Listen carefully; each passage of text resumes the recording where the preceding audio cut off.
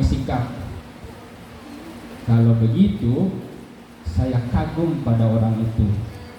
Nah, kagum itu isi hati. Saya benci pada dia, itu isi hati. Namanya sikap. Sikap itu bahasa lainnya adalah afeksi, afektif, afeksi. Sikap. Apa yang kita pelajari, apa yang kita ketahui, mesti akan membangun sikap, afeksi kita, keyakinan di dalam hati, nilai yang kita anut. Nah, sudah? Yang ketiga, begitu ada masuk ke dalam hati sebagai keyakinan, sebagai nilai yang kita pegang, sebagai paham yang kita pegang, maka akan menuntun kita pada perilaku. Saya tahu, misalnya Pak Judi, orangnya, kita tahu deh, kawan saya ini, istri saya misalnya, Pak Juli itu kemarin ngasih saya uang, yang lain juga dikasih uang, kemudian ramah sekali dan sebagainya. Nah, baru semua informasi tentang Pak Juli masuk ke saya, masuk ke pikiran saya, diproses, terbentuk kesimpulan namanya metakognisi. Itu pengetahuan yang paling tinggi dalam tingkat berpikir.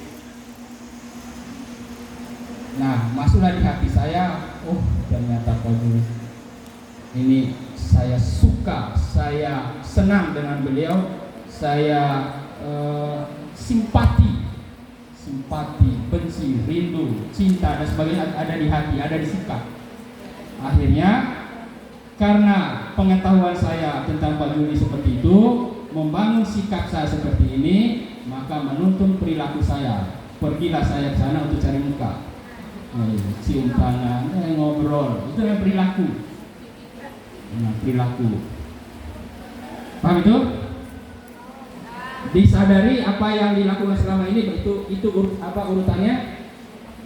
Ya.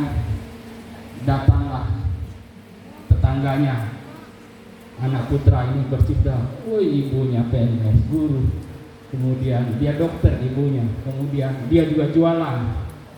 Kamu dengar informasi itu kan? Di kelasnya juga bagus anak ini, namanya Muhammad Soeharto namanya. Nah, masuk sambil dibawa ke hati kan?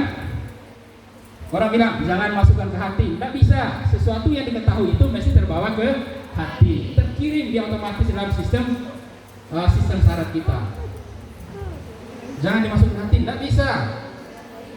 Jangan ambil hati, tidak bisa. Sudah terlanjur. Sudah terlanjur. Iya. Sudah terlanjur. Kalau sudah terlanjur, dia orangnya jahat, enggak, hati sudah terlanjur jatuh. Ya, itu sikap. Karena otak ini sudah terisi penuh dengan pengetahuan yang bagus, sudah terproses, sudah terbentuk metakognisi. Ya. Maka orang bilang mengubah paradigma itu sesungguhnya adalah mengubah isi otak itu.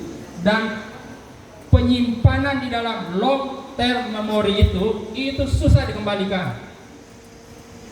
Sistem penyimpanan memori kita ini kan ada dua, ada yang short term memory, ada yang long term memory. Memori jangka pendek dan memori jangka panjang.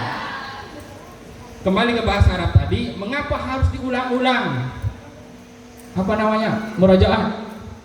Di murajaah ya, kalau diulang-ulang, nah, itu dalam rangka memindahkan informasi dari short term memory ke dalam long term memory.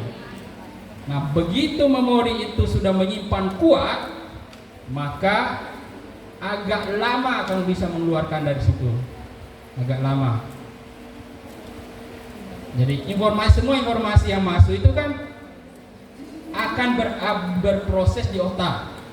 Pintu masuk pengetahuan itu kan mata, hidung, telinga, kulit, apalagi yang panca indera. Nah, itu adalah pintu masuknya. Semua diproses, tersimpan di dalam otak. Ya, kita kembali.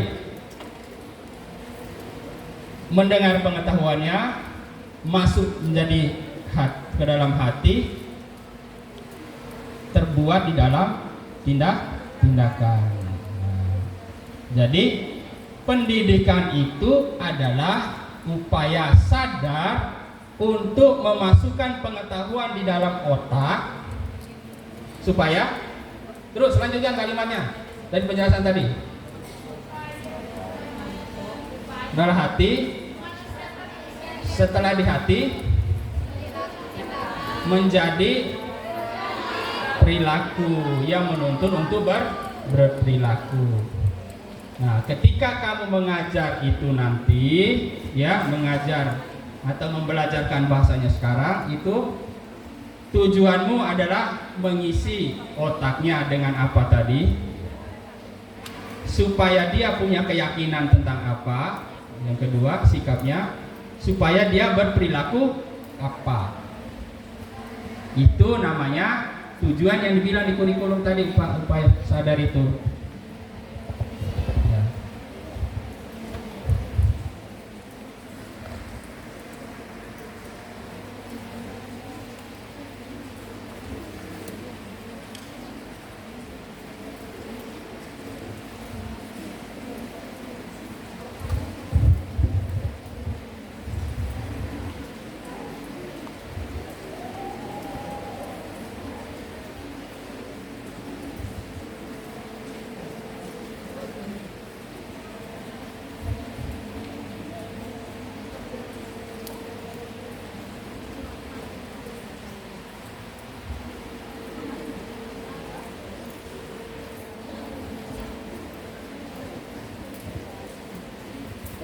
Nah, dicatat yang ini sedikit. Jadi kembali sini, tujuan, isi, cara, dan medianya, cara ini metode dan evaluasinya.